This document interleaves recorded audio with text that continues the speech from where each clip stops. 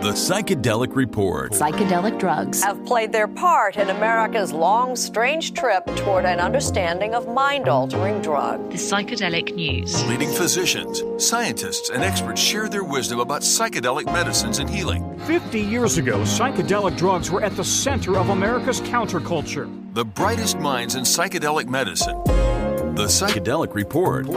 We use the ketamine-assisted psychotherapy model that happens to have psychedelic effects that were not predicted when the drug was first developed. From researchers to investors. I think the biggest mistake we've made as a culture is the war on drugs. To physicians to shamans and nonprofit pioneers.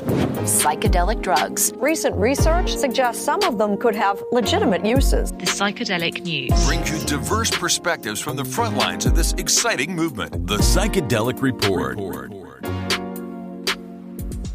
The Psychedelic Report was brought to you by Apollo Neuroscience and produced by Future Medicine Media. Welcome to the Psychedelic Report, your single source of truth for the psychedelic news. I'm your host, Dr. Dave Rabin. I'm a neuroscientist and psychiatrist trained in ketamine-assisted psychotherapy as well as MDMA-assisted therapy. Today, we are continuing our conversation on natural methods for entering and accessing psychedelic states of consciousness.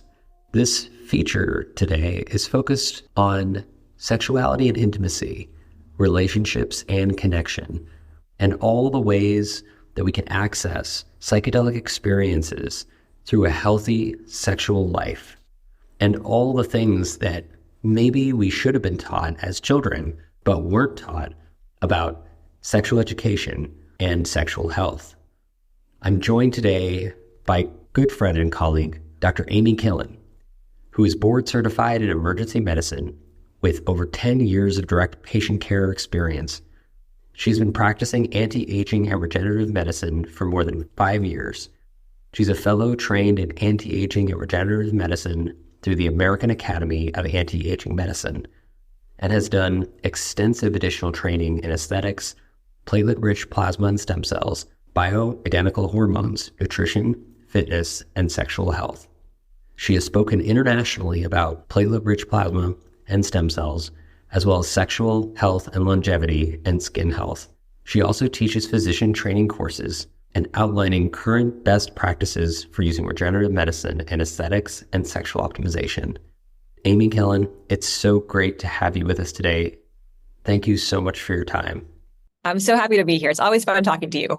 So one of the things that you have that I wanted to talk to you about is the impact of sexuality and intimacy and connection and its role in improving our health and well-being as humans. And not just in the earlier phases of our lives, but also across our lives. And you have a very unique background as a physician who is also taking on some of these complex topics that we are often not taught about very well in medical training, but that have become, widely known as kind of underserved areas of medicine. And our patients are my patients as yours are clamoring for this information about how to live healthier lives, and sexuality and intimacy and connection are critical parts of that. And I was wondering if we could just start by talking a little bit about that. Yeah, absolutely. I'm fascinated by this intersection of sexual health and longevity. And, I do a lot of work in longevity and I speak a lot at longevity events. And I find it interesting that there's all this talk about different tests that we can do and biomarkers and all these different things you can pay to do to figure out how healthy someone is. And yet no one is talking about just asking people about their sex lives. But this is actually very closely tied to longevity. There's been a series of papers and studies that have shown us that. There was in 2020, when at the Journal of Sexual Medicine, they looked at 15,000 U.S. People, men and women, and they essentially followed them for about 7 years. And they found that over the course of the study, the people who were having sex at least once a week had a 50% lower all-cause mortality rate compared to people who weren't sexually active. Wow. 50% lower. And this was echoed by a previous study out of Wales that was only in men. The exact same thing. They found that men who had sex at least once a week had a 50% lower all-cause mortality rate. And then we know, out of a Japanese study that libido, at least in men, is highly tied to health, and higher libido is tied to a lower mortality rate. And men who don't have much libido tended to die, more frequently. And so this relationship is very clear, especially for men. It's not as clear for women, which is interesting. There was a study in the 80s that looked at like 22 factors in your life that might play into how long you live, and they found that for men, the quantity of sex they were having was directly related to their lifespan. So people who were having more sex lived longer, but for women, it was the ones who were having more quality sex that ended up living longer. So for men, it was quantity, and women, it was quality. So we have some differences there, but I think there's a very clear association between being sexually healthy and happy and living a long time. This is so fascinating to me. And I remember hearing you talk about this and bring some of these studies to life for the community. And, it's so interesting to me on a number of accounts because, we see in large part, looking at just the differences between men and women in society, that there is a lot of association between this difference between men being focused on quantity and women being focused on quality is not unique to sexual experiences. And yet it is also showing itself in some of the study data looking, epidemiologically at a large scale population to the point where it actually has, as you described from these studies, up to 50% modification in all-cause mortality, which is astounding, right? It's just a huge figure. And it's not, we're not saying that necessarily like that if you go have sex a lot, you're going to live longer. Like it's not necessarily causative. It's a correlation, right? So, and obviously people who are having sex more often, they have a lot of things going for them. They're physically healthy. They've got good blood flow. Their hormones are healthy. They have a relationship that's healthy. They've got mental and emotional and spiritual health that's allowing them to get to that place. So there's a lot of things that are coming together, like the perfect storm for this to be able to happen. But I think it's at least a biomarker of your general state of health, like all types of health. And I do think there's probably also just we know there's positive benefits from being sexually active, even if it's just with yourself. Like there's benefits to being sexually active with yourself and having a partner also. So I think it really does go both ways. But at the very minimum, we should be asking these questions as a marker of how healthy are you? Right. Absolutely. And I think, I want to caveat this with the fact that what we're not saying is everyone should just go out and, change their career to porn stardom, right? Correct. And even men who are, even in whom we may think about in the context of these studies as being more related to quantity, as at least once a week, you're having some kind of meaningful sexual encounter. I think the meaningfulness of that encounter is still important, even if the quality is more important to women. There's also a quality component that's important to men. And I'm wondering from your work or from what you've read in the literature, is there anything that helps us to sift through the data a little bit to understand what is a meaningful sexual encounter for men or women, and how do we think about if we know that not all sexual encounters are created equal, obviously, right? How can we think about what is a meaningful sexual encounter or a relationship that would be conducive to improving our health versus one that's just kind of a fly-by-night impulsive experience? Yeah, and I don't think we know from the studies that have been done so far. Like in the Wales study, for instance, they actually asked the men about orgasms per week. So it wasn't necessarily sex; it was orgasm. So that's what they asked on that one. And then the one in the Journal of Sexual Medicine, when they had men and women, they asked just how much sex are you having? And they didn't specify like what type of sex. Like they didn't go into specifics of like which body parts and all that kind of stuff. Yeah, we're not there yet. It was a subjective thing. Like if you consider it sex, then we consider it sex. But there's a lot to learn, obviously. Like there's a lot to learn about what are the benefits of solo sex versus partner sex. What things can you get from yourself versus from someone else? And to your point, I definitely think that certainly no one's advocating for just going out and having sex with random people on the street as like the way to be healthy. And obviously there are plenty of healthy people who don't have sex. Like it's not like it's just one more tool, right? Like we know that healthy diet and exercise and mindset and all these things, they're all tools that tend to work together to make you a healthy person. And I think that having a healthy sex life is one of those tools. Yeah, I completely agree. And this is a really nice segue, I think, into what happens in the body when we have these interactions, right? And whether it's with ourselves or with another human being, what is actually happening in the brain and body when we experience orgasm or climax, or when we experience, a real authentic connection intimately with another human being or with ourselves. And I think it's really interesting that you brought up that in many of these studies, they didn't really separate they focused on climax or orgasm as the outcome, not necessarily looking at how you achieved that part of the experience. And in our society, masturbation, in large part, for probably religious reasons and others, has been very taboo. And many children are taught, just don't do it growing up, right? It's a very like abstinence only approach where many children grow up, like myself included, like not learning about our bodies, not learning how to explore our bodies and why that's important. But then there's all this hormonal stuff and neurotransmitter stuff that's very positive that happens as a result of these interactions with ourselves and with others. And when I look back as a physician, it's hard for me to imagine how we can have healthy sexual interactions with others if we haven't learned how to use and work with what we've got when we were born and what that does to us. And so, I'm curious, could you talk a little bit about when we, what happens when we, maybe starting with the solo experience first, right? Just getting to know ourselves. What happens in the body when we start to connect with ourselves and explore our own bodies solo?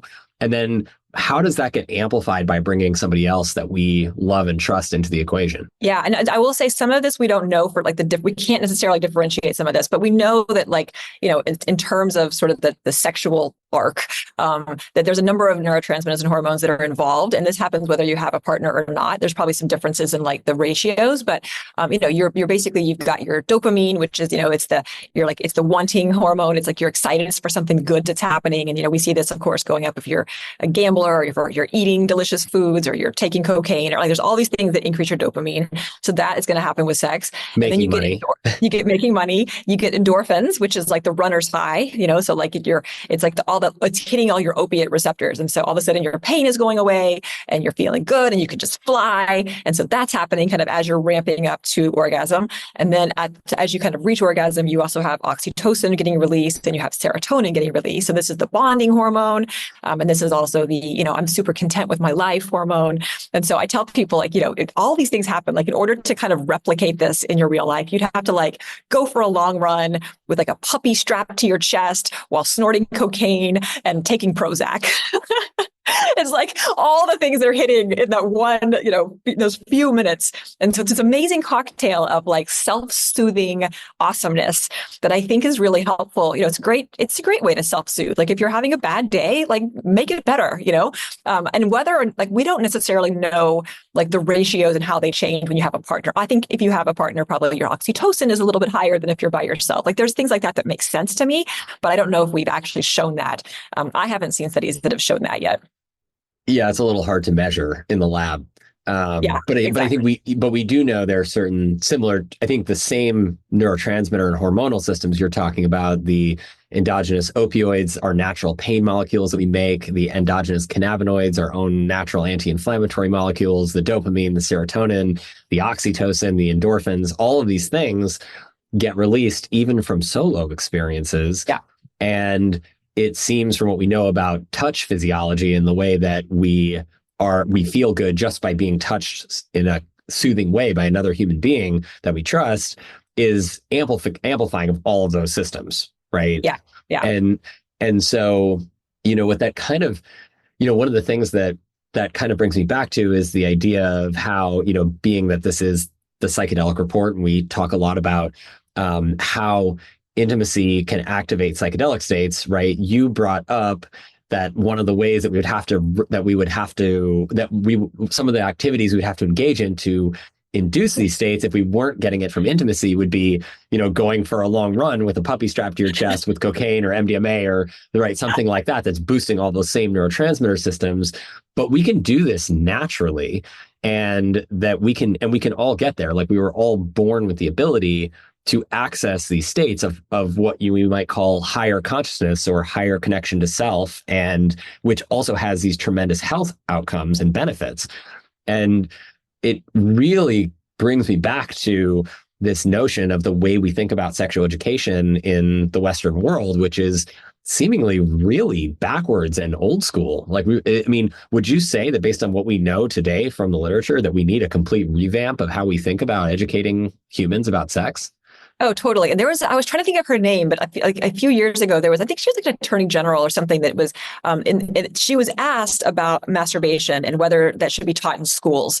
And she was like, yeah, maybe it should. Like, maybe we should be taught this. And it was so offensive to people that she ended up getting fired for saying that, because everyone was like, no, this is ridiculous. But, I think that we need to have a dialogue at a younger age, and it's not just, abstinence is everything. But maybe you should maybe think about exploring your body, and that's totally fine. And this is your body, and you get to do with it kind of what you want. And I've had patients before who have come to see me, women who are in their 40s. I remember this one in particular. She was in her 40s and she had been married. She had 4 kids, and she was having she came in because she wanted some injections, like stem cell injections into her vagina, clitoris. But I was talking to her, and I learned during this discussion that she had never touched herself. She had never experimented with herself and she was she'd never had an orgasm, and she was having problems. And I was like, listen, I'm not going to put needles in you until you have fully figured out what makes you happy. You need to go home, and this is an assignment from your doctor, and you need to figure out what makes you happy. And then you can teach your husband. And then in a year or two, if you still think you need my help, then you can come back. You're listening to the Psychedelic Report. Yeah, I love your approach to that. And that's the approach I think we all need to be taking, which, really stems back, ironically enough, from Kinsey's research, in the 1950s and 60s, who was an entomologist. And anybody who hasn't seen the movie Kinsey, I highly recommend it. But he was the man who is accredited with discovering the female orgasm, which is ironic in and of itself. But this idea that, women who climaxed prior to Kinsey's research were considered to be hysterical, and often were what's the word? Put into an asylum effectively. Right. They were incarcerated. Yeah.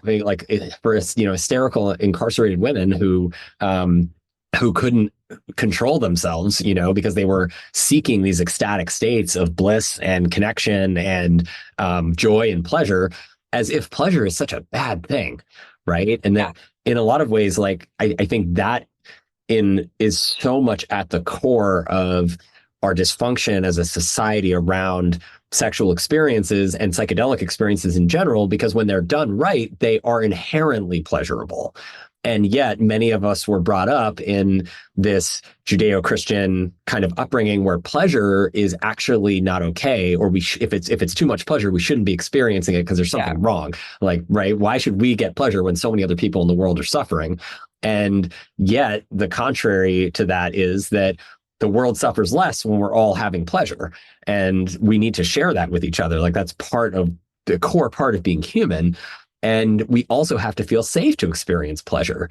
And this kind of brought me back to some of the work that you were talking about around the female orgasm, and how you have, a client like you just described who had never felt comfortable touching themselves, right? And this idea that should be a core part of all of our upbringing, this idea of self-discovery, and that she's willing and ready for you to put needles down there before she's ready and willing to self-explore. Yeah. What a wild way to approach It's a crazy, yeah. And for her, it was a religious thing. Of course, she'd been taught that this was bad. And I just told her, I was like, listen, I'm not here to debate your religion with you, but like from a medical standpoint, this is like you have to figure out what works for you. Consider it like like it's something good for your marriage, because if you figured out what's good for you, you're going to teach your husband, and then all of a sudden the two of you can reconnect again. And it's don't think of it as like I'm doing something bad. Think about it as I'm doing something that's really important for my own health, and just getting in sync with what I enjoy. So on that note, in terms of getting in sync with what you enjoy, how do you help people who come to you with these kinds of experiences where maybe for their entire lives they've never felt comfortable self-exploring and going to these other parts of their bodies that they've been taught are taboo or not okay to interact with, outside of what we were taught? How do you help people, especially women, I think, because I think it's much more common in women to have these preconceived notions around what's okay and not okay around self-exploration and self-touch and orgasm. How do you help people understand and kind of destigmatize these experiences? Yeah, I mean, I think, as a medical doctor, my role is a little different than like as a, sex therapist or a psychiatrist or psychologist that's going to be able to like really dive into their history and all of this. But I think it's also powerful just to have someone who has medical training who says, listen, this is how the system works. Like, this is the anatomy. Like, some people have never, like women especially, just don't even know the anatomy. They don't know that the vagina is separate from the clitoris, and they don't know that the clitoris is actually like not just a little nub, but it's like it's this whole network. It's like 13 centimeters long. And it's not like it's a whole thing, and it that affects everything. So I think talking about the anatomy in a very just a very like matter of fact way, and then saying like, if you don't know this, that's totally fine, but like this is your chance to learn about yourself, and kind of just destigmatizing talking about these parts of our bodies, because I think just people they get nervous about even talking about it, with their partner or with anyone, and just making it not a big deal. Like, this is like your knees or your head or your shoulders. Like, this is one other body part that we're just going to learn about together. And I think that's kind of my approach usually. Yeah, I love that. I think that really takes the personification and stigma out of it, because we're really just talking about parts of your body. And I remember even in medical school, early on, I remember studying with some of my colleagues who came from India, my female colleagues who had not had a lot of sexual education growing up. I had no idea what their background was in terms of their sexual education. We were just colleagues, but we would be studying female anatomy.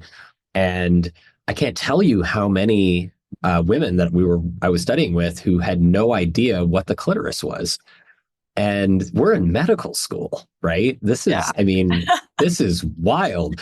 And I was blown away by how poor the education was around this, but also that, if you don't know what that part of your body is or what it's for, or that it has, more nerve endings in it, sensory nerve endings than almost any other part of your body, how are you going to interact with it? How are you going to, understand what's going on? And so I really appreciate your breaking it down to the anatomy, because it's like any other part of your body. And if we don't know it exists, then you're not going to know how to use it or know that you should be using it or how.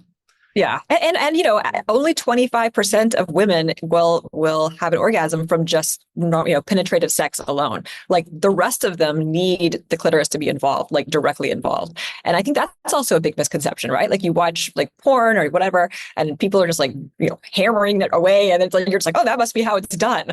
And like, no one talks about like, that only works for like some people. Like, there's other things that you have to think about. And I think that both for men and women, like, there's a lot of, kind of miseducation that happens just by kind of watching, pornography and the things that are out there right now. Yeah, absolutely. And I think, that brings up another interesting statistic that I've learned over the years, which I think you just alluded to, which is that many women do not actually achieve orgasm or climax with their partner, and they have achieved it on their own, or many of them have achieved it on their own, but they have not been able to achieve it with their partners. And I'm curious, what do you think is, and I think that number, at least from some studies I've seen, is like 60 to 70% of women who are not achieving climax or orgasm with their intimate partners. And, when we talk about the data you mentioned earlier from the study of, women benefit quite a bit from quality of intimacy and intercourse, not just quantity, then it seems like when we're talking about access to these ecstatic, beautiful, blissful states, which are, again, like psychedelic states that you can achieve through orgasm and climax naturally, with all of this incredible healing hormonal milieu that gets released as a result. And many women are not achieving that with their partners. I mean, I think that in and of itself seems like it would be a very low hanging fruit for us to start to dramatically enhance the quality of our relationships with each other, and to generally improve the happiness of society. But why do you think that's happening? Like, why is it that so many women are not able to achieve these states that are so seemingly natural to our existence with their partners? Yeah. And so the numbers, you're right. So it's about if you have a new partner with women, with a male partner, it's like 35 to 50% are reaching orgasm. And then with like long-term partners, it's only as high as about 65%. Wow. And that's with male partners. When we have women with women partners, with female partners, it's about 85% reach orgasm. And then men, no matter who their partner is, it's about 95%. So that's like what we're looking at. So we call this the orgasm gap. Like it's very, it's very well talked about, like the fact that it's much easier for men. But you're right. Like women, when they're on their own, it takes them a couple of minutes. Like it's not like that. It's not like they know what they want. I think part of it's communication. I think a lot of women are like just don't want to like just tell their partner what to do, and like they're just like kind of just grin and bear it kind of thing. I think part of it is communication. I think part of it is, it does take a little bit more effort and nuance and, a little bit more time perhaps to kind of help her get where she needs to be. There's some great books on this. I always recommend people, like She Comes First is a great book. If you haven't read that, like that's fantastic. It's a great way to like look at, how to navigate these kind of situations. But I think, it's certainly doable. It's just a matter of like letting women know that like this is a big part of what's going to make you happy in this relationship is advocating for yourself and making sure that you feel like you're getting, what's due to you. Right. And that you're like an equal part of this experience, and that it's safe enough to be vulnerable to have these powerful experiences together, because it is like a spiritual experience. I was interviewing Jaya and Kim Anami recently, and they were talking about how they have had in their sexual lives that they have had some of their most powerful spiritual and what they call psychedelic experiences through orgasm and climax, solo and with their partners, and that they were just completely astounded by how powerful these experiences were for them, and that they, up until they had those experiences, they didn't realize how healing these experiences could be, and how good they felt as a result of having them, and that it was actually helping them self-repair a lot of their, or self-reflect on a lot of their past trauma around relationships and intimacy that had not been resolved from their past. And that was so fascinating to me. And, if we are not, whether you are a man or a woman, if you have a female partner, if you are not prioritizing your partner's pleasure, at least as equal to yours, then are we doing this like an incredible disservice in our relationships? Yeah. There's a study out of Finland that was really interesting. They looked at women, like thousands and thousands of women, and they asked them very detailed questions about their sex lives. And they found the group of women who were the most orgasmic, and they were just like this. It was super good. And they kind of figured out like what are the qualities that these women have in common. And it was like 3 or 4 things. But one of them was, they communicated well with their partner. That makes sense. Another one was they prioritized their own pleasure. So they realized that their partner needed pleasure, but so did them. Like it's equal and not just their partner's pleasure, which was one of the other things. And the other one was that they just prioritized sex in general. Like they thought that this was important in the relationship, and it wasn't something just to like let it happen occasionally, but like this is a priority for me. So I think that those are some pretty simple lessons on how to start if you want to be one of these highly orgasmic women, which who doesn't?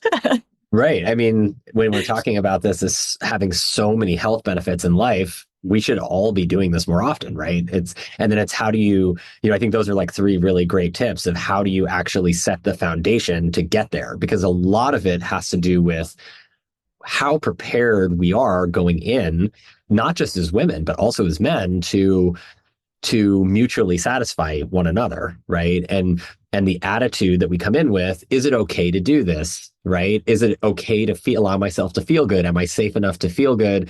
Am I safe enough to assert myself in intimacy and a relationship where I know that I can tell my partner, hey, I like it like this or like that without offending them, right? Or making them feel bad or guilty. I think these kinds of things that you brought up are so interesting because they're so simple, right? They're so simple, basic human connection, communication things, but many of us weren't taught those things. And on the male side, I think there's a lot of anxiety around performance, right? There's this idea around, am I too big, too small? Do I last long enough? Do I not last long enough? Am I capable? Can I only have one orgasm? Can I have more than one orgasm? Right. Is the refractory period real or is it something in my head? Right. All of these different things are things that we are taught or mistaught that shape the way that we then go into our intimate relationships with, which comes down to this fundamental basic education stuff that really makes a huge difference when we start to, clear the air for people. Well, and I think you kind of nailed it with the idea that this is a performance. Like we talk about male sexual health as being a performance, like your performance in the bedroom, right? Like it's like you're a dog and pony show that we're like right. carting out and like we're going to clap and give you a letter grade or something. Like, oh, that was an A- today. Like, so the idea that we're even calling it performance is a little bit problematic, right? Absolutely. I think that, and I catch myself still saying it sometimes, but I'm trying to reprogram that because I just think it just sends the wrong message about what we're really trying to do here.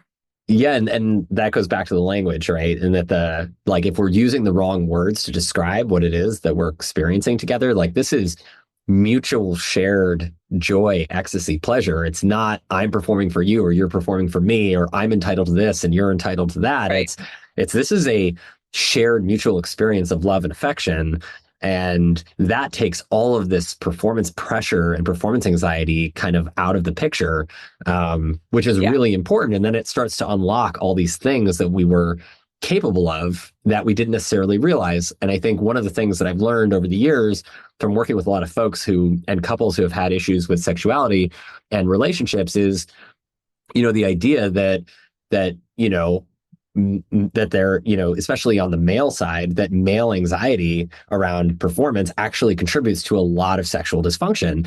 And as a psychiatrist, maybe I'm biased, but we see anxiety and performance anxiety or apprehension and expectations management as being a huge part of at least 50% of the major contribution to everything from premature ejaculation to erectile dysfunction to infertility, because there's anxiety in and of itself triggers a fear response in the brain to the amygdala that says, hey, I'm not safe right now. I'm not comfortable right now. I can't just let go and lean in and enjoy this experience. And then all the release of all the other positive hormones that are important for everything from actually starting and sustaining an erection to climax through all of the oxytocin and the relationship bonding hormones. Stress shuts all of that stuff down because you don't want to have all that stuff running through your body when you're running from a lion.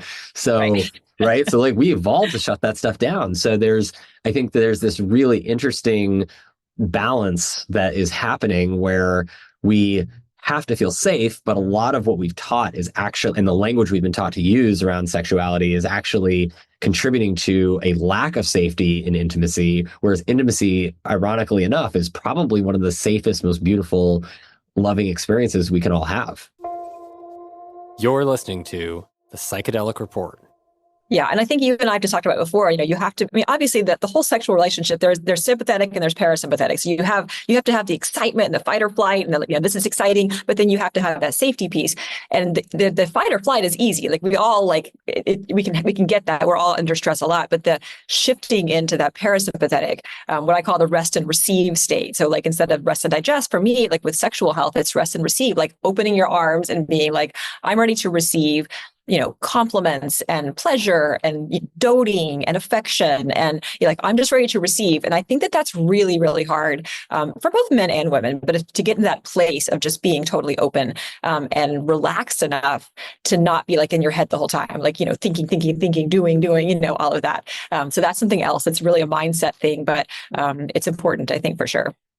Yeah. And I think this also brings back to me, brings me back to the way we think about when we prepare people to enter psychedelic experiences with medicine, because the psychedelic experience with medicine is also rooted in safety. People have oftentimes very uncomfortable psychedelic experiences when they don't feel safe. And the psychedelic medicine, it seems, in animal models and humans, is also amplifying these exact same neurotransmitter systems that we see amplified during climax and orgasm: the serotonin, the dopamine, the reward, the endorphins, the opioids, our natural pain molecules, right? All of this stuff that's so important to us feeling good and having, delightful, joyful, pain-free lives is something that can be replicated in these different states, some of which on the psychedelic drug side are drug induced. And then on the natural side with intimacy and sex are naturally induced, and we can train ourselves to get there.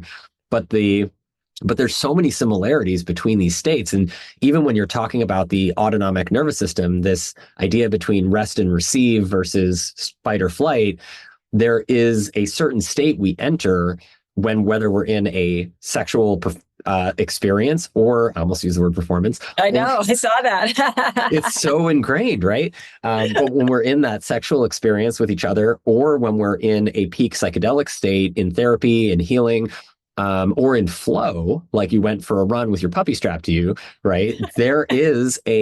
It's not just rest and receive, and it's not just fight or flight. There's this interesting thing that happens in the nervous system where we have balance, and there's high energy, high intensity, sympathetic activity that improves our like norepinephrine and our blood flow and all of these things. And then there's also on the other side this rest and receive activity that is also prioritized, and they're both increasing together. It's not just rest and receive like what happens for sleep and meditation, and it's not just fight or flight what happens when we're running from a bear in the jungle. It's both together that kind of come up that provide this really incredible, almost like fertile ground to nourish this seed of pleasure and activity. Almost said performance again. Yeah, you did. We're gonna rewire your brain. Yeah, we can all. Everybody who's listening can understand how ingrained this language is, and the language actually defines the way we think about ourselves in these acts and these experiences. So you can hear it. It's not just everyone who's listening, it's all of us who have been taught to use words in this way. And the more that we can remind ourselves to, this is not a performance, or not, maybe what we were taught this is actually not what it actually is, then we can start to recreate some of these states for each other more naturally and effectively. Yeah, agree. So maybe going back to what's happening in the body a little bit, and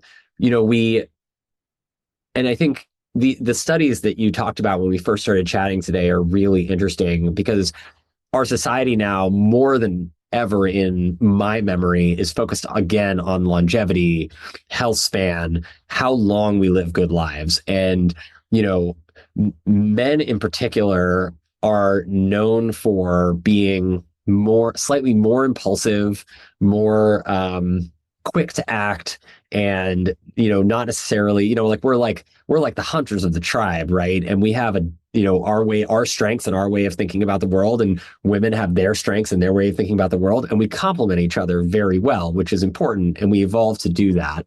And you mentioned again this really important statistic I want to come back to that's now been echoed through a couple studies, which is that there's in men who have access to orgasm or sex at least once a week, that there is a 50% reduction in all-cause mortality. So all-cause mortality is literally all things that could result in our death and demise, right? Yeah. How is that possible? So the bulk of that is made up from looking at cardiovascular disease and cancer. So those are two of the big things that kill us. So when, certainly you can get hit by a train or things like that. But if you're looking at like the studies and the big numbers, the big things that kill you are, heart disease, cancer, dementia, like some of those things. And we know that being sexually active is associated. If you're sexually active, you're associated, you probably don't have severe cardiovascular disease if you're having good erections, right? Like if you have good blood flow, then you're not going to have a heart attack probably. So there's some things like that. And with dementia, there's interesting dementia, our cognitive declines studies as well that show that older people who are more sexually active tend to have slower rates of cognitive decline.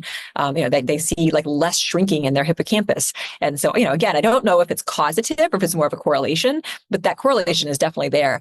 So that's where that all-cause data comes from. It's not necessarily, certainly, I don't think having sex is going to change whether or not you get in a car wreck, but those numbers are small compared to like the cardiovascular, cancer, dementia kind of stuff. Yeah, that is just so incredible. Even the fact that amount, 50%, is a correlative number. Again, not causal. They haven't done these causal studies to show that if you don't have sex, you're more likely to get dementia at the same time, or cardiovascular disease at the same time. The correlation can't be ignored, right? Yeah. Which is, it's just, it really, when we think about all the fancy, expensive interventions we have for all of the things you just talked about, dementia, which has no treatment, cardiovascular disease, which has many treatments, but we don't actually cure it. We literally just, develop cardiovascular disease, and then we're, taking medication for life to manage it. And other issues, insomnia, mental health issues. I think on the psychiatry side, we see people who don't have regular sexual intercourse, men and women, but particularly men, have much higher rates of substance abuse. And when you're abusing substances more often, what are you likely to do? You're more likely to make worse decisions, right? Yeah. And worse decisions result in more frequent accidents and injuries. And that's also part of all-cause mortality. And so this, to me, when we think about public health as a thing that we're all focused on, and what are the most expensive things to treat? Cancer, cardiovascular disease, dementia, mental illness, right? These are like the four major issues that we face as a society that are some of the most challenging and most expensive to treat. And they could potentially be solved by just having more frequent, high quality sexual encounters. I'm not sure we can go that far, but I will say, potentially, I think it's good to ask the questions of people, like ask them, how their sex life is, and if it's changed, especially because it's a good, like, little window into what's happening with the rest of their health. Like, people, especially men, like, they care about their erections. So if you ask them specifically, how are your erections? Have they changed? Are they worse? And they're like, yes. Well, then we can start thinking about, well, why? And it's kind of like a window into, figuring out what else is going on that we need to address. Like, it's, is it early cardiovascular disease? Is it, is it cancer? Is it dementia? Is it a social issue? Is it, what is it? And then going in there and trying to solve that problem is a good way to use sexual health as like a window to helping you be healthier in general. Yeah, I think that's a great way to think about it. And then my follow-up to that would be, should we be doing prospective research on this, right? Like, if we, like, what you're talking about from these research studies across thousands of people is retrospective, looking back research. Should we, if we're spending billions of dollars trying to treat dementia, cardiovascular disease, cancer, mental illness with interventions that have arguably a lot more side effects than sex and that are much more expensive, should we be doing and prioritizing, based on this data, prospective research to actually understand if we assign a group of people who are at high risk for cardiovascular disease or cancer or mental illness or what have you, should we do this study and enroll those people and say, hey, have sex once a week in this group and, do your thing as usual in this group and see what happens? Would that, not to say that we know the answer to that, but based on what we're seeing, is that a worthwhile study to do? I think it's a hard study to do because, first of all, you can't blind it, right? Like you can't, there's no like there, if you know if you're having sex, so there's no like blinded group. And certainly, you have to have the person and the relationship, and it has to be, and like you hate to tell someone don't have sex. Like you hate to be like, well, sorry, Dave, you ended up in the no sex group. You guys, sorry, this is a 2-year study and there's no sex for you. Like, it's a little like you hate to like put someone in that group. So yeah, there are obviously some limitations. Helpful, possibly, but I think it's one of those things that's like, it's a little bit, I think you could say it's like, we want you guys to have sex 4 times a week and you guys 1 time a week. Like maybe there's something like that and we can see if there's a difference. But I think it's definitely difficult to say no sex for you, all the sex for you. Yeah, for sure. Yeah, there's obvious limitations of these kinds of studies and blinding and that kind of thing. Yeah. But I think a good place to end would be, from this data, which I think is just absolutely fascinating data, how do we change our practice in the way we think about sex and intimacy, right? Like on a very practical level, again, this data isn't causal, it's correlative, but highly correlative. Everybody cares about longevity, and more than longevity, everybody is really starting to care about health span, which is how long do we live good, healthy, illness-free lives. So other than what impacts you and me as physicians and how we ask our patients about with our detective hat on, right? What's changed in your sexual life? What hasn't changed? What are the signs and symptoms of potentially other stuff going on? What tips what can we draw from this work that might actually start to change the way the average human thinks about sexuality that could improve their lives, not just with others, but also solo? Yeah. I think one of the main things that I like to tell people is that just to pay attention to what's happening with your sexual health. And that, of course, includes your thoughts about sex, your libido, as well as the actual function of your various organs. Like pay attention, like take where are you right now? Think about it. Where were you a year ago, 5 years ago? Like where it's normal to have waxes and wanes, right? But like know where you are, know if it's like just been going on for a few weeks or months or years, and then start thinking about what the cause could be. And maybe you need help, and know that there are people that can help, medical people, as well as psychiatrists, psychologists, sex therapists. There's all these people who can help to figure that out. But don't just be complacent. Like, don't just sit back and be like, it sucks getting older, dude. Like, that's not the answer. Like, we actually have a lot that we can help you with. And there's a lot that you can do on your own to stay sexually healthy for as long as you want. And we want to help. We're here. So please reach out if you're anybody who's been struggling with this. We know it's hard to talk about. We talk about it all the time, but please reach out because, there are lots of people out there who are trained to, not just us, but many others who are trained to help, improve sexual health and help us to be more healthier on the whole through understanding this stuff for you. And I really appreciate you taking the time to share your knowledge and wisdom with us about the field and what we can do better and what the data is showing, because I think this is really exciting time for us as a species to understand the importance and finally debunk and dispel a lot of the misinformation that was shared around sexuality and intimacy that many of us experienced and were taught growing up. So, this is been, as always, very, very nice to chat with you. And I just really appreciate your time. Well, it was so fun to be here. Thank you so much. Do you want to share, before we leave, anywhere folks can find you? I'm very active on Instagram, Dr. Amy B. Killen, Instagram, Facebook. I'm also on Twitter at Killen MD. I have a website, which is dramykillen.com, which kind of directs you to my various clinics and my various companies that I have. I'm kind of doing a lot of things, but that's like a central place to go. So come hit me up. Come find me. Thank you so much, Amy. Bye-bye. Thanks for listening to The Psychedelic Report. Visit us at thepsychedelicreport.com. This show is recorded weekly on Clubhouse with a live audience. The Psychedelic Report was brought to you by Apollo Neuroscience and produced by Future Medicine Media. While I am a doctor, I'm not your doctor. So please don't take anything you hear on the Psychedelic Report as personal medical advice, because we don't know you. If you have questions about anything you hear on this show, please consult with your doctor.